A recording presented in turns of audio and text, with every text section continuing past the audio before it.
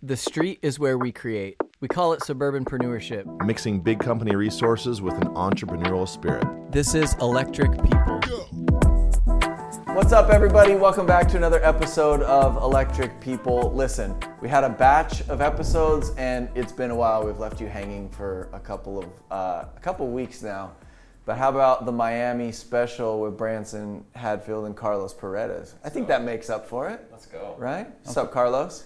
What's up? I'm feeling pretty special here. You should feel special, doing this Electric People here in Miami. No big deal. Yeah, no big deal. Bright and early before a Formula One race. So it should be noted that Carlos is wearing gear that you just can't get. Yeah, you can't get that, right, Branson? Everything Carlos wears is earned. Yeah. Status hat, brand new. I haven't even gotten my shirt yet. I put the order in, but they must have special rushed it for you. I gotta work a little harder. Yeah, man. Go ahead. No, they usually do it earlier for us. Yeah. No big deal. Yeah, that's why I get on and there's only double XLs or whatever. I'm like, oh man, come on. So we were talking, you've been a market leader for a year and a half in Bakersfield. And I remember, where were you where you gave that speech? I remember you're like, when they promoted you and the speech like went around. Did you know that? Like everybody got the text message of you like accepting that role. Do you remember? Do you know what I'm talking about? Yeah, I remember that. It was the Atomic Christmas party. Oh, that's right. That's right. And I remember the talk track was, you were literally in shock at like, man, if you would have told me 5 years ago that I'd be giving like this talk in front of this group of people, I wouldn't have believed you. Do you remember that? I think it was, didn't you mention your mom? Like if your mom could see you give that speech to people? It was something like that, but I remember it. Yeah, especially like she says, like the American people. Yeah. I mean, it meant, when I first started here, I used to look at the market leaders, DMs back in the day, and I honestly never thought I could be in their position. Like I could never thought that, not even in my wildest dreams, I would think that, because I started doing this as a part-time. I thought I was coming in and out, like I'm gonna make some quick money on the side, I'm out. But El Salvador, I mean, when I came here 2019, and I was working in construction, and then I worked in a restaurant, and then jumping from that to had the opportunity to lead a team of to me that was just unbelievable. And I was thinking about my mom and where I came from, and that's what it got me emotional. Just to think about that. It got a lot of us emotional, actually. Yeah. It was, I mean, it's been quite a journey. Yeah, so my life has changed so fast in the last 2 years and a half. A lot of things going. Yeah, it says it like, I remember when you were accepting it, where it's like I really believed it. Where it's funny though, because I remember feeling the same thing when you come in and you're like, oh, like the ones that are leading the market, you put them on a pedestal, and you don't really think that they were just like you, literally like a couple years ago. You just see the end thing, but you don't see the journey, Yeah. So you're from El Salvador? I'm from El Salvador, yes. And you moved here in 19. How did that happen? So, I mean, we all want to chase the American dream. Like that's, growing up, we thought at some point we had to cross the border. So, I started selling products at 12 years old, 13 years old. What kind of products? Like potatoes, or like all the vegetables and things like that. Like at a market or something? At a market, yeah, like a little market.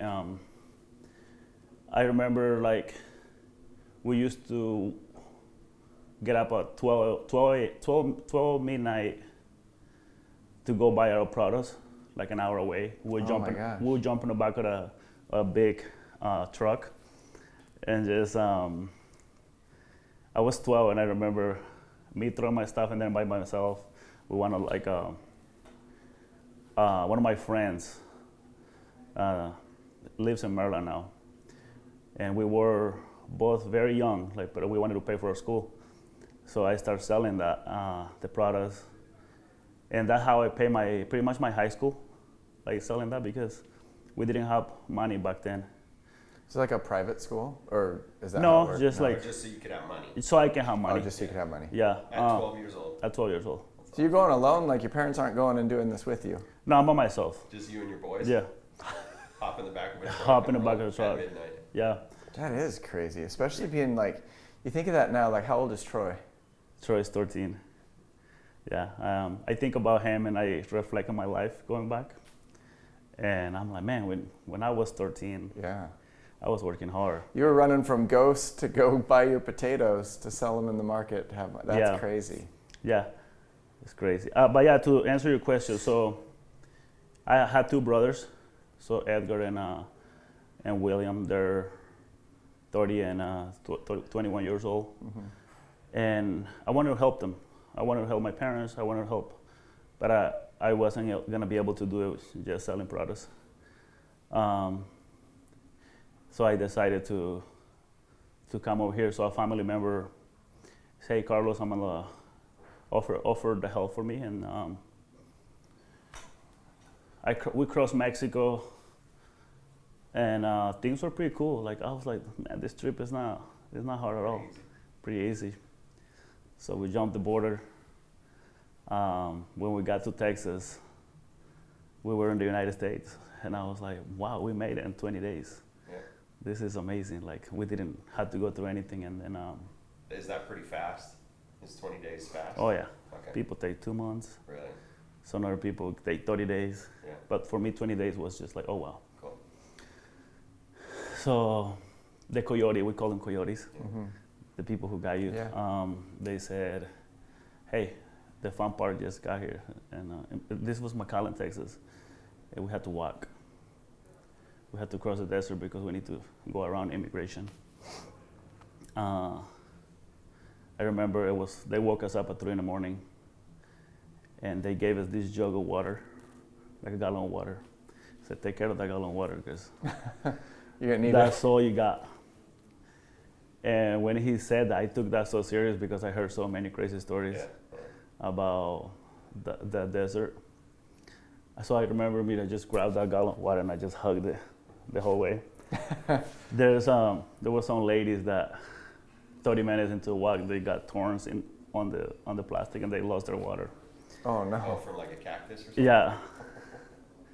So But not you. You're hugging that. I was not about to lose that water. Well, I sold in McAllen my first summer. It's the hottest. I grew up in Vegas. It's Yeah. the hottest place I've ever been. It's McAllen. Yeah. So we lost the water, like everybody was losing their water, and on day 3, so the coyote took my water and he said, "You got to give me your water." Oh. Yeah, he said, "You got to give me your water." And then So wait, you had a gallon for the whole trip? it's for the desert. So To okay. get around, because they have Yeah. border patrol. I just didn't know if this was a daily gallon or if this No, is like this a was- hey man. like- You had to make Did it. you make We didn't even know how long we were gonna walk. Wow. So, because sometimes you need to hike and things like that. So how long were you walking? 4 days and 4 nights. And all we ate was a bunch of Snickers. 'Cause they said chocolate like doesn't make you hungry go away, something like that. Okay. Why would Really, you? really. But I yeah, saw a commercial. And let's get those Snickers. yeah, and people were getting hurt on the way, Yeah. and they just keep getting left behind. How many people are in this group? It was about 20 of us. I had a lady with her daughter and her mom. When we were crossing the river, she kind of like hurt her ankle, and we left her behind. And then Man. when you keep walking through the desert, you just see like human bones sometimes on the desert, and you're just like, wow, It's real. this is crazy, yeah. But we made it. So we made it here. I made it to Maryland because that's where I borrow my money. So I went there, worked in construction, roofing, and all that stuff to pay the money that I borrowed to come here. How old are you at that point? I was 18, about to be 19. Okay. Yeah. So and then an opportunity presented to come to work in California at a family restaurant. It was my uncle's and aunt's restaurant. So that's how I went to Bakersfield. It's always interesting to me, hard things that you go through, you look back and you're like, I never want to do that again. But when you're in it and it's really hard, you're like, you're just going day by day, just making it through. And so you don't think it's hard. It's just, that's just what you have to do. Mm-hmm. It's always, I look back on times in my life, I'm like, I never want to do that again. But when I was in it, it's like, it's just another day. Yeah, you just do it. Just get through it. Yeah, I think about that with, again, I've never seen stuff like that, but I lived in South America for a couple of years, and there are a lot of people like in Ecuador that are trying to get to the United States and things like that, and it does give you real appreciation for the opportunity. That is for sure. Oh yeah. I would see people there working so hard, and they have to take like a $6,000 debt. If you stayed in El Salvador, like I'd see people like they take these debts to buy some clothes and go sell them like in the streets or sell them door to door, and it's like, I don't know what the debt is, but it's like seems like not a lot, but it's all they have, and they don't see a way like through it. And they're working so hard, like so much harder than a lot of the people that we know, as far as like waking up at midnight, going to get your product, coming out and selling it, and then going back, and that's their whole life, right? Yeah. And so it's always a special thing when the right work ethic lines up with the right opportunity. Yes. But then you stay humble enough to realize what it is that you have, and a lot makes sense now. We were talking before the camera started how you literally win everything, which I want to talk about. But you've kept that hunger of like, for the opportunity and the positivity and stuff like that. You know what I mean? Which I think is a really positive thing. Yeah, I don't think the hunger is going away.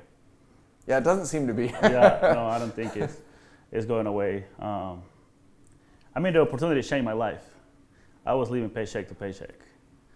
So to come here and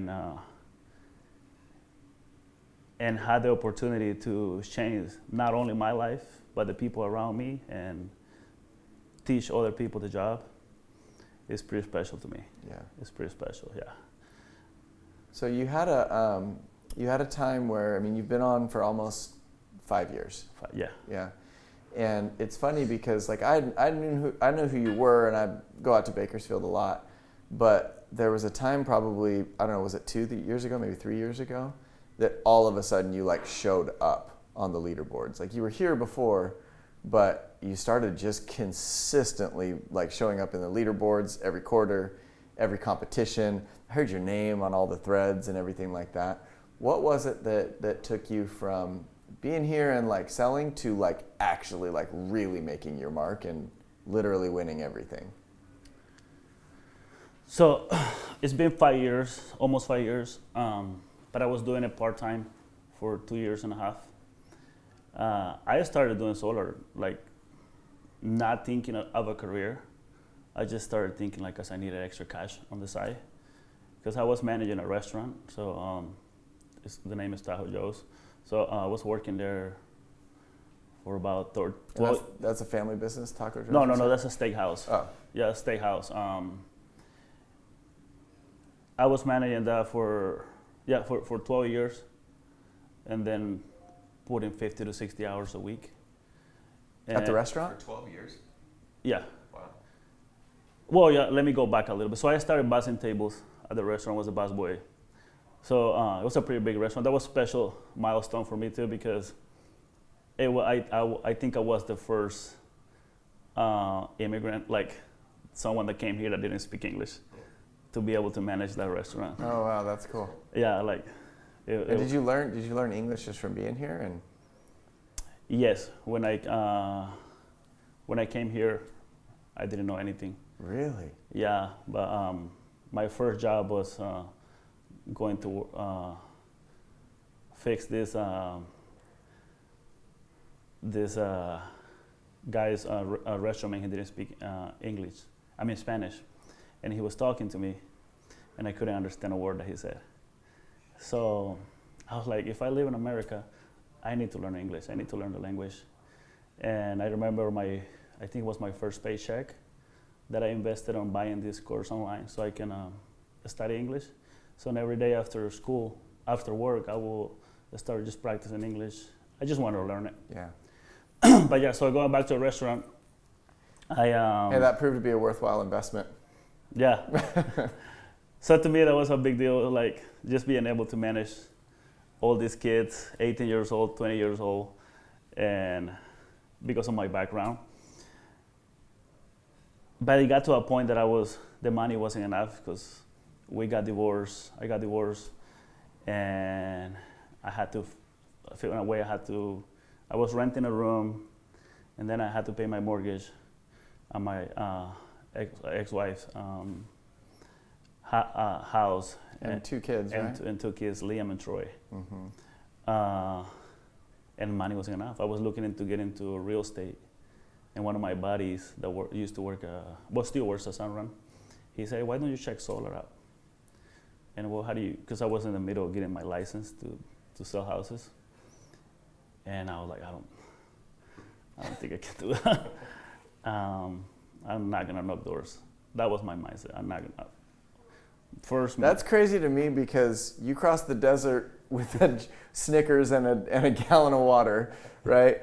You go to Maryland, you start doing construction, you come back, you're now working 50-hour weeks in a restaurant, but knocking doors, you're like, I don't know. Yeah. But did it just seem scary to you? Was it the language thing? Was it? I just yourself doing sales? I just didn't think myself because I was like, I don't think my English is good enough. Just doubt. I was just doubting myself. Sure. I was hustling, like, cause I was working at a job as a restaurant manager is between 55 to 65 hours a week. Yeah. That's what the job requires, and you don't get paid for extra overtime. Right. But for me to make extra money, I took the job to clean the restaurant after everybody left. Yeah. So I would put like another 3 to 4 hours a night. Right. So you like lived in that place pretty much. Dude, I think I lived in that place. I started losing my hair very young, and I was reading about it because the chemicals that I was using. Oh, really? For cleaning and Yeah, they were so strong. Yeah. And they said that was one of the Right. one of the things that made me lose my hair. But I don't know.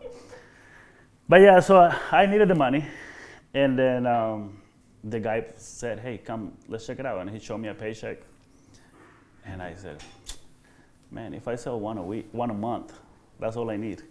Yeah. I need one a month." And then I come to the office, I go to the meetings, and then I see the hype. Yeah. And everybody having fun, showing the check of the week. Jeff Galloman shows, they talk about gratitude and all these things. It seemed pretty cool, like, man, I like this. Yeah. And then the competitions, I'm competitive, like I want to compete for everything. Like I don't care if it's a pair of shoes or whatever, I'm going for it. Yeah. And I think on my combine I sold 12, and I only sold 3 of those. I was a little discouraged. I don't know if this is for me, but I saw the potential in the money. And I remember one time, after 2 years just doing it part-time, Sterling just called me out type of thing. He said, "Carlos, you have more potential than I think you can. If you go full-time, you can do it." When are you knocking part-time? Like what hours are you doing? When you were part-time? On my days off. So like you'd have one day off a week or something? Or? Oh yeah, like for me it was just, the schedule was 11 to 11 at the restaurant, or 8 a.m. to 6 p.m. So either before 11 or after 6? Oh, my day off we'll go all in. So no days off. Yeah. And then Jordan came, your brother, to the office, and then he was talking about like how he sold, but he didn't talk about it. Everybody will always say that how he sold 100 in 100 days, and I just I asked him, like I said, what made you successful at the job? And he gave me a look that I still remember, like it was like if it was like yesterday. He looked at me, he said, "Respect the schedule." That just got engraved in my mind. Like he said, when you respect the schedule, you don't have nothing, like you don't have time for little distractions. You just follow the schedule. He did this to me. He did this. Authoritative Jordan Williams. Just cut through the crap and follow the schedule. He did this to me, and I'm like, and then the next week after that, and I was thinking about that. So Sterling says you got more potential. Yeah, that was after Jordan. Okay. So Jordan says that, then Sterling separately. Yeah, and then Sterling comes and grabs my hand and he said, "Hey, pal, I think." He does. Yeah, he said, Hey, pal. That's Hey. Sterling. "Hey, pal, I think you can do better than this." And it was a Thursday, right before work. And I said, "You know what? I'm gonna quit my job today." So I went and quit the Did you restaurant. tell him that? I did. No, I did. I told him the day after. Yeah, Sterling was in the parking lot rubbing his shoulders, being like, "You're going to go in there and you're going to tell him. You're going to tell him to respect the schedule." Yeah. Yeah. So the whole time I was thinking, okay. So you did it kind of you made the decision then. Didn't Like, think on about. a- I didn't Yeah, think about. dude. I remember I So owed you would have this. talked yourself out of it. My credit probably. card was. Max? I had some money there that I had to pay, Yeah.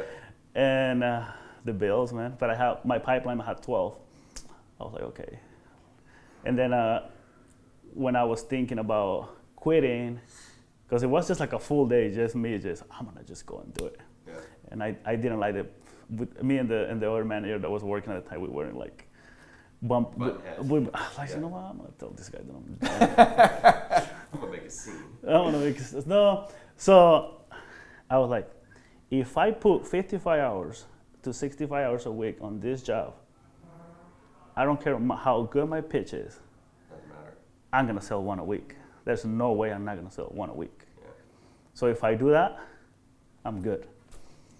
So I quit, put my head down, and I just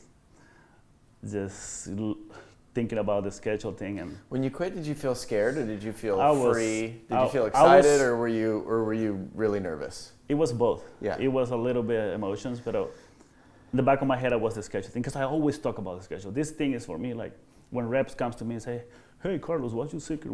What's your secret to sell?" I'm What's like, your pitch? "What's your pitch? What are you saying? How many hours are you working?" "Oh, well, last week I worked 10." I was like, let's bump those up and then we'll talk. Yeah. Then we'll talk about what it is. And then, so I said, okay, so I'm gonna treat it like a full-time job, like if I'm a W-2 employee, and I'm gonna respect it. So I'm gonna go in, leave my house between 8 to 9 every day, and come back home until it was dark every day. And I did that for the first. I think for the first, until I got promoted, like when I just, that quarter I installed 26 franchise. I wasn't even thinking about franchise. The first quarter I quit, I hit franchise. Yeah. And I wasn't even thinking. Franchise to me was just being like a market leader, something that I was, those are for the big boys, not me. Yeah. But it was crazy because when I started doing that, this competition started coming in, and I'm like, I want to go for that. Like I want to go for that. I want to chew for that. And I was just I wasn't thinking about the results too much. I was just thinking more about the hours that I was putting in. You just clock in. Yeah, clocked in. If someone will say, "Hey, Carlos, let's do this," no, I gotta do my hours. This is my mindset. I was like, on my W-2 job, on the restaurant, if I don't go to work, I don't get paid. Yeah. That's how I look at the job here. We were talking to leadership the other day in Riverside, just talking about reps will oftentimes say, just having family issues, or I've had a lot going on, not able to get out there, whatever.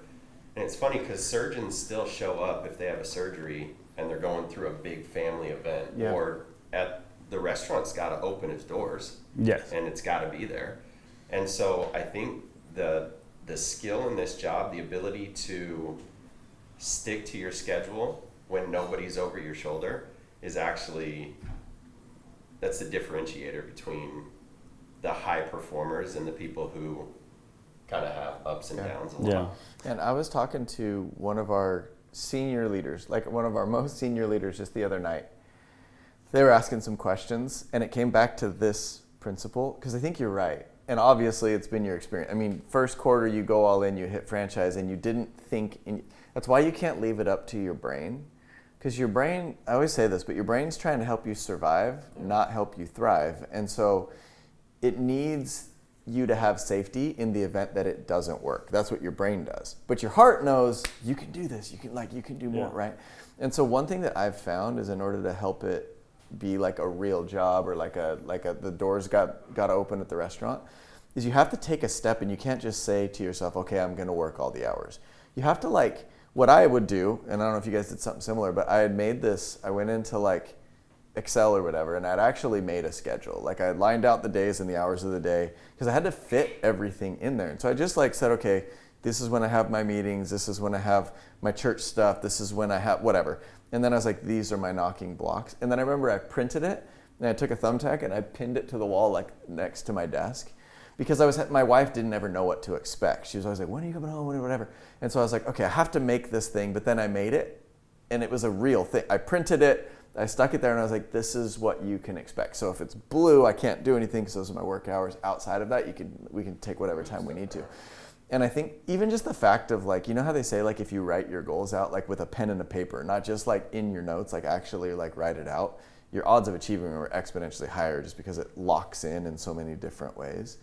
And you have to do something like that with the schedule. You know what I mean? Or I quit my job, so you said I have 50 hours a week, and your brain does the thing where it's well, if you have 50 hours a week, you'll at least sell one.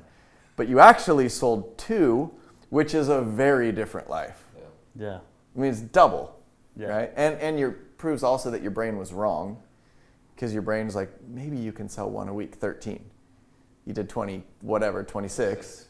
Yeah. You literally it was 50% right. That's crazy. Yeah, it was crazy. So and then the schedule thing is so powerful to me, and then I start thinking about I can't fail at the job. That was the mindset. I was start thinking. I was reading online and they said if you attach your why to your schedule, there's no way you're gonna attach your why to your why. So I always talk about your why.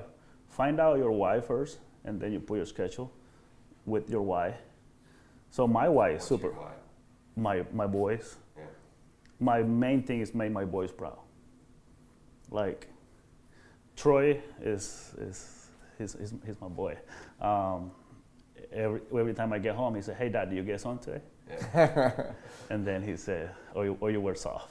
You were soft. And then the only person that kind of can take me away from the schedule is Liam. He has Down syndrome, so sometimes he throws a fit. How old is Liam? He's 10. He's 10. He throws a fit at school, and then I had to go pick him up, and that's the only person. But my why is them and my parents in El Salvador, my brothers. So I need to look out for them, and I got to look out for my boys. And so have you? Tell me about your family in El Salvador that's still there, and you kind of what you do for them.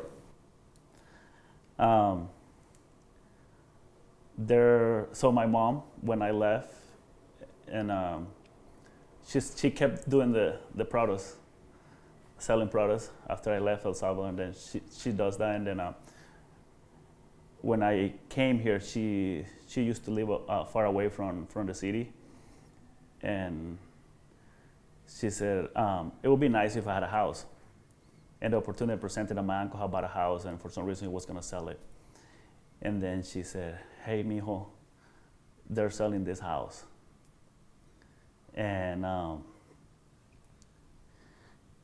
wish you can buy it."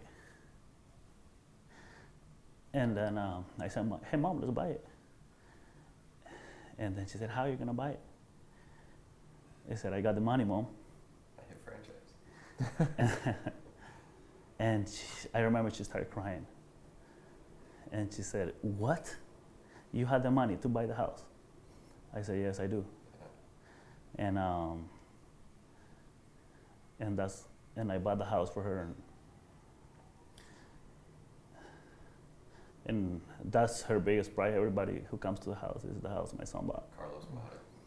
Yeah, and then now that they think I'm doing good at the job, they're always trying to find something that I can invest my money there. Yeah. Mm-hmm. So. That's amazing. Yeah, That's and awesome. then my little brother is so it's Edgar. So that's the one that is after me. I bought another house and he put a little store there because he didn't want to go to school. Yeah. And he has a store there, so So he sells stuff there. He sells stuff. Doesn't have to wake up at midnight. No, he doesn't. And then my little brother, William, he's going to school. He's learning English over there. And my goal is to bring him here because he wants to be a pilot. Really? And I told him that was going to be my gift for him, like to pay for his pilot school. So we're getting there. That's awesome, man. It's crazy to see, like, you know, you've gone through the phases really fast. So you've gone through the, like, I need money for my basic needs. And then you were able to, you know, employ the schedule and tap into the principles and make it work. And then you had more than you needed. So it's like, okay, I'm going to invest some of this money, set it up for my boys. And then very quickly it turned to giving back. For a lot of people, it takes a whole life to get there. You did it in, like, I mean, you've been full time for like 3 years, right? Pretty much. Yeah, pretty much, yeah. Yeah, and you've been a market leader for like a year and a little less than a year and a half. But you just hearing you and like seeing you like talk about like the real prize, it's great to have some safety and security, but to be able to give back, like, it's really powerful. And I can tell it makes you really happy. Oh, yeah. I love what you said about for Troy, because Troy, obviously you want to take care of him and make sure he's got education and all these things, but your why that you said was, I want to make Troy proud, where you come home, it's just a different feeling, trying to make your kids proud rather than, and impress your kids with your hard work and have them remember you for something rather than be able to buy things for them or go on trips, you know? Yeah. I just like that perspective of, you know, making him proud. Yeah. I think because I didn't grow up like that, Yeah. and I wanted to give that to him. And sometimes I get scared because he, in a way, he kind of has it easy. It's gonna be too easy. He's too easy. So I'm like, well, your job is to bring me straight A's every quarter. Yeah. Just bring straight A's, making sure that you stay on point with your chores, and be a good kid, like be a good son. Yeah. I feel like being one of the secrets to be successful, you have to be a good son to your parents. Yeah. Like, I feel like I'm blessed with the opportunity, but I believe in my heart that part of that is that you have to be a good son. And I try to teach him that he needs to be a good son, especially to his mom. Yeah. His mom is amazing. She's awesome. We co-parent really well together. But yeah. That's really important. Like, it's important to have a thing that you're in charge of, right? And like, it's like, obviously it's principles, but if you do a good job with the thing you're in charge of, you get more things to be in charge of, right?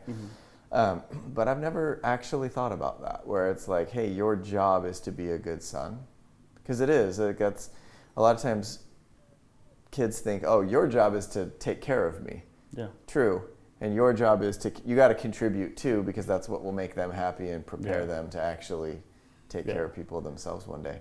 I was going to say what Branson said with your why. I was talking to someone the other day that had said, I was in a meeting in North Bay, and we were talking about vision and like how you set like a compelling vision for your life.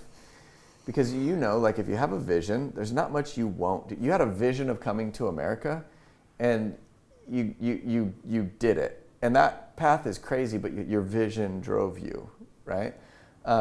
So he had said, well, my vision is my family.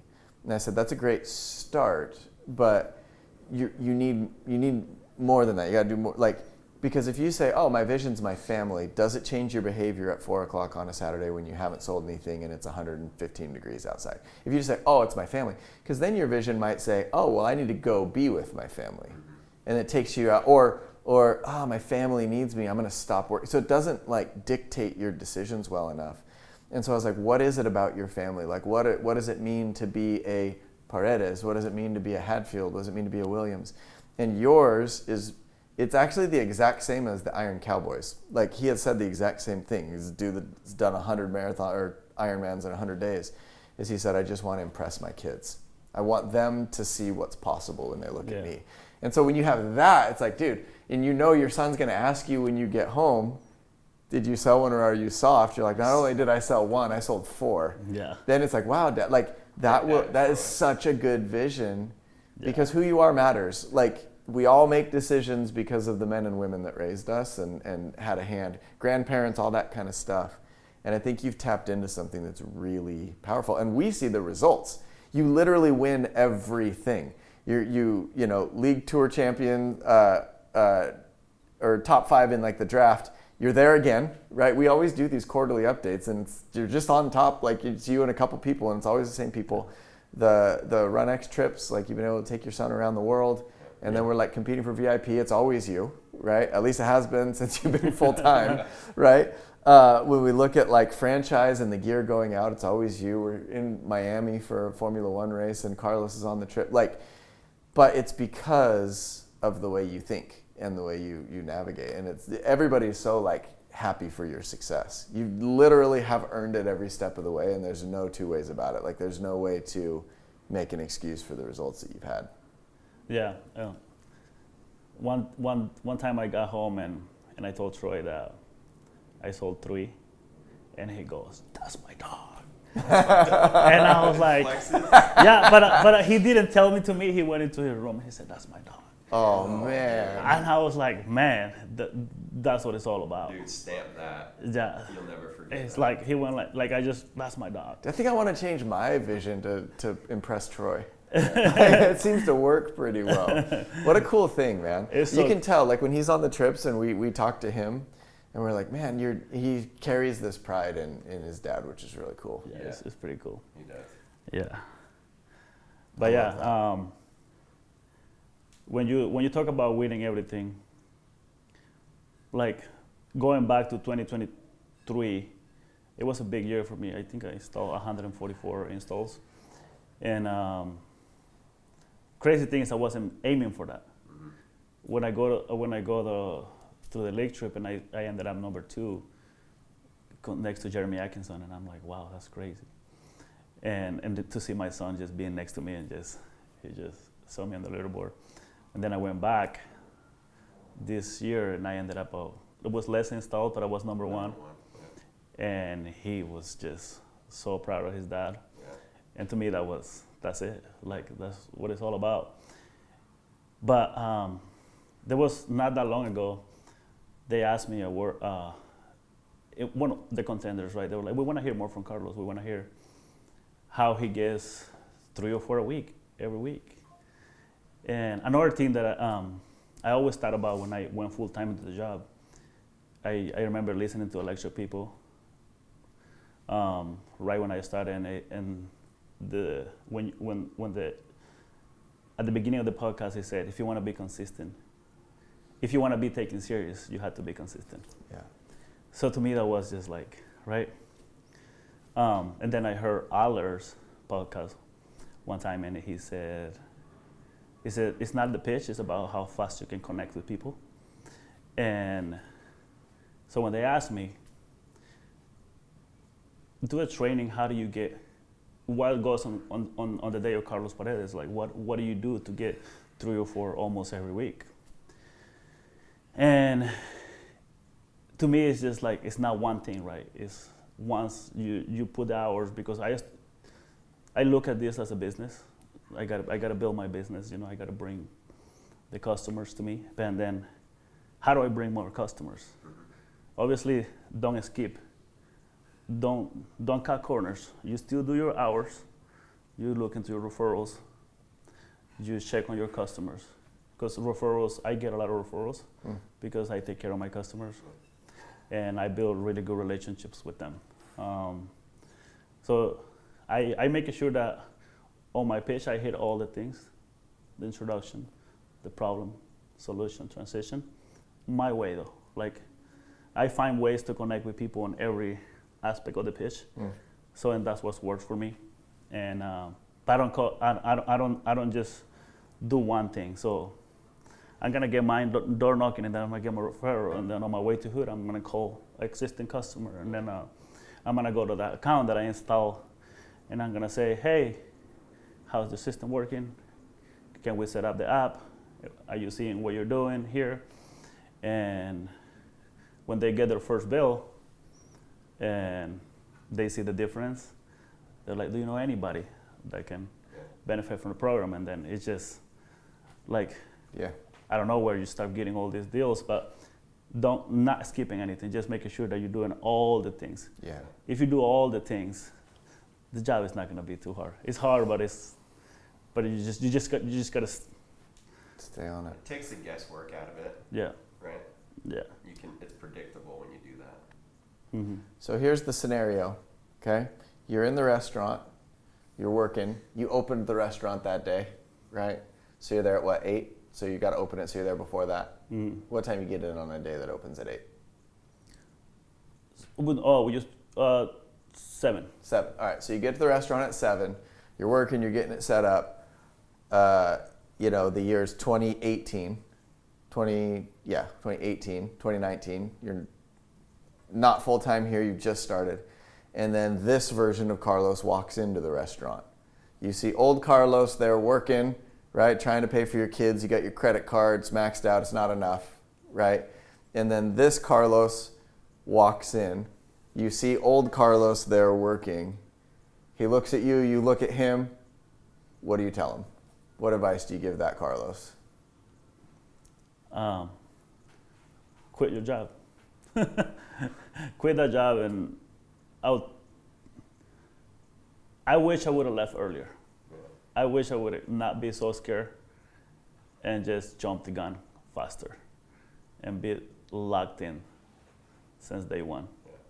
I go back and man, how much equity would I have?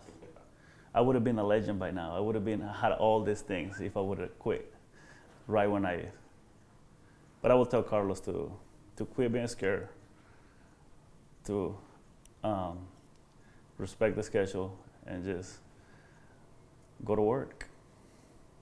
It's amazing. Yeah. It's cool to see you on the other side of that, right? It's cool to see you happy. It's cool to see you providing these experiences. But there's real principles at play. You know exactly why you're doing the job, and it's the right vision. And then you've attached your schedule to your why, and now the results. Because even like fundamentally to say like I do all the things, I call my customers on the way to area, I take good care of them, I follow up, I put in the hours still, I prospect, I close. All of those things are principally accurate. It's why you're having success, right? And why you'll continue to have success. But you're an easy person to root for, man. Everybody loves seeing the success. I actually didn't know that in depth about your story. I didn't know about like what your journey was like coming over here, but I think I understand a little bit more why that promotion speech was so impactful for you. Yeah. Well, and why it took you a minute you call it scared or being soft. You wish you would have quit sooner, but I feel like sometimes you have to be in that long enough to work up the courage. And now you know that if that you can do that stuff and you'll be quicker about it. But it takes a minute.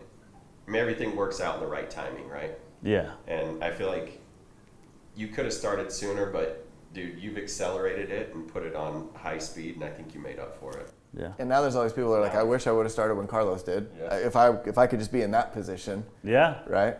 It's God's plans, man. Yeah. Yeah, it's it's crazy that just to go back and just me taking my kids out to eat and just being sometimes just looking at what they're gonna eat on the menu because I couldn't afford it. Yeah. And I'm not trying to be like arrogant or anything, but like now it's just going back to a restaurant. It's like eat what you want, Whatever type of thing. Like it's a blessing. And going back to El Salvador and just say, hey, I'm gonna treat my mom today. We're gonna go out and I'm gonna make sure she has a nice meal. My dad loves steak, so we go get her like a nice steak. Good for you, man. Well, thanks so much for sharing today, man. We love having you here. You make this place better. So excited to see what you accomplish in the future. How far off legend status are you? 326. You're at 326. All right, so this time next year. 75. Give me to the end of 20. Don't be soft, dude. Go make Don't be soft, dude. Troy said you needed to hit that. Hey, I gotta hit it though. All right. I gotta get that. Thanks, Carlos. Appreciate it. Thanks for joining us today. Hey, man. Keep thank it you up. for having me. This means a lot to me. Yeah. Hey, let's go Contenders. Hey. If you're listening to this and interested in joining our teams, DM us on Instagram @RunTheLeague. What are you waiting for? Run the league, shoot us a DM, and let's get going.